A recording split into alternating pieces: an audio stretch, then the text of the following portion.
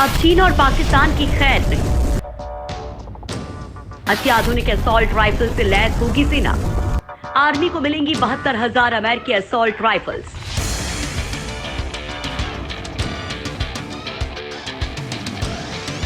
जी हां दोस्तों, चीन और पाकिस्तान जैसे दुश्मनों के लिए अब भारतीय सेना के जवानों से भिड़ना आसान नहीं होगा, क्योंकि भारतीय सेना के जवान जल्द ही एक ऐसे हथियार से लैस होने वाले हैं जिसकी लोहा उगलने की रफ्तार और तकनीक दुनिया में सबसे बेहतरीन है। भारतीय सेना अब और भी मजबूत तरीके से अपने दुश्मनों का सामना करने को तैयार है। भारत चीन तनाव के बीच रक्षा मंत्रालय अब अमेरिका से और 72,716 असॉल्ट राइफल्स का ऑर्डर दे रही है। जानकारी के मुताबिक रक्षा मंत्रालय ने 2,290 करोड़ रुपए के हथियारों और सैन्य उपकरणों की खरीद को मंजूरी दी, जिसमें अमेरिका से लगभग 72,600 असॉल्ट राइफल्स भी शामिल हैं। दरअसल चीन के खतरे को देखते हुए भारतीय सेना अत्याधुनिक हथियार खरीद की प्रक्रिया में तेजी ला रही है। ये असॉल्ट राइफल मौजूदा इंसास राइफल को रिप्लेस करेंगी। इंसास को ऑर्डिनेंस फैक्ट्री बोर्ड ने बनाया था। 6 और आधुनिक असॉल्ट राइफल्स हैं। इसका 16 इंच का बैरल है और कैलिबर 7.22 mm है, जबकि इंसास का कैलिबर 5.56 mm है। राइफल्स को लेकर कहा जाता है कि जितना ज्यादा उनका कैलिबर हो, वो उतनी ज्यादा घातक होती हैं। इंसास राइफल ऑटोमेटेड नहीं है, जबकि 6 और ऑटोमेटेड है। 6 और का निशाना भी ज्यादा सटीक है। इंसास को रिप्लेस करने के लिए 6 और के अलावा AK-203 राइफल भी आर्मी को मिलेंगी। इन्हें रूस के साथ मिलकर अमेठी की ऑर्डिनेंस फैक्ट्री में बनाया जाना है। आर्मी को अमेरिका की असॉल्ट राइफल का पहला बैच यानी 72,000 राइफल पहले ही मिल चुकी हैं और अब और 72,000 राइफल मिलेंगी। ये आधुनिक असॉल्ट राइफल्स हैं और इन्हें पहले काउंटर टेररिज्म ऑपरेशन वाले इलाकों में इस्तेमाल करने के लिए लिया गया था। फिलहाल LAC पर तैनात सैनिकों के पास भी ये असॉल्ट राइफल्स हैं। भारत ने फास्ट ट्रैक प्रोक्योरमेंट के तहत ये असॉल्ट राइफल ली है। नई रक्षा अधिग्रहण पॉलिसी को भी मंजूरी।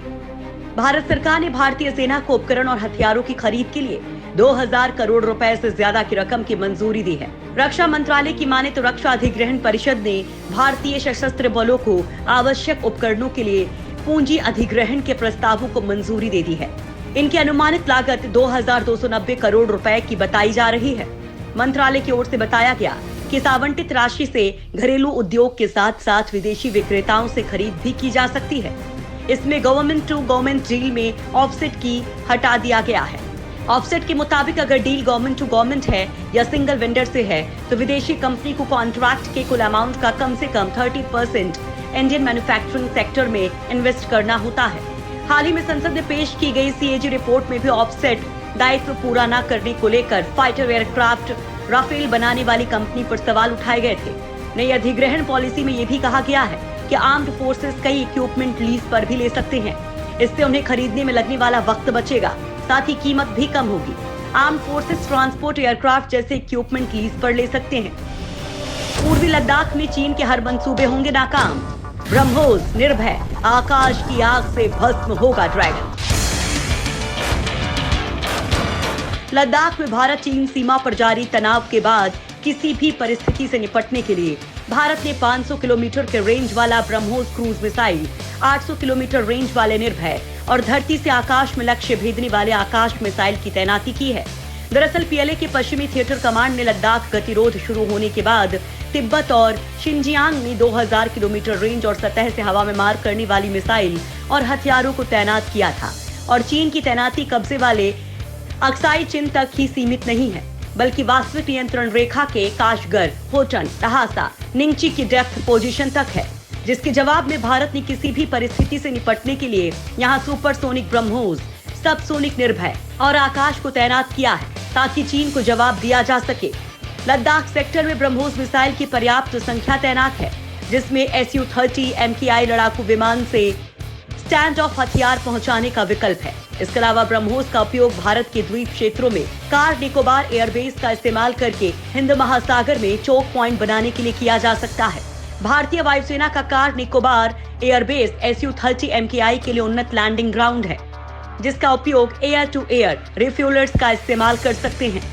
स्टैंड ऑफ हथियारों में भारत के लिए सबसे प्रमुख ब्रह्मोस एयर टू एयर और air to surface cruise missile है, जिसमें 300 किलोग्राम का वॉरहेड है, जो तिब्बत और शिंजियांग में हवाई जहाजों या हिंद महासागर में युद्धपोत की रक्षा कर सकता है। वहीं सबसोनिक निर्भय मिसाइल को सीमित संख्या में तैनात किया गया है। स्टैंड ऑफ हथियार सिस्टम के सिर्फ 1000 किलोमीटर तक रेंज होती है और इसमें समुद्री स्कीमिंग की भी क्षमता होती है। इसका मतलब ये है कि ये मिसाइल जमीन से 100 मीटर से 4 किलोमीटर के बीच उड़ान भरने में सक्षम है और टकराने से पहले ही टारगेट का पता लगा लेती है। निर्भय मिसाइल सिर्फ जमीन से जमीन पर ही मार कर सकती है।